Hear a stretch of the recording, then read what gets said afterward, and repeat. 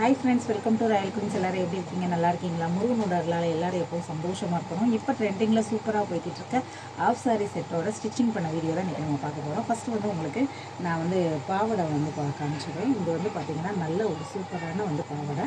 இப்போ ட்ரெண்டிங்கில் பார்த்திங்கன்னா பாவாடை நம்ம வெறும் சைடு ஜாயின் மட்டும்தான் பண்ணணும். மற்றபடி பாவாடை ஸ்டிச்சிங் பண்ணியே நம்ம சைடு ஜாயின் மட்டும் பண்ணிட்டோம். இதுக்கு ப்ளவுஸ் எப்படி பண்ணியிருக்கோம் அப்படின்றது பார்த்திங்கன்னா, இது ஒரு சின்ன பொண்ணு தான்.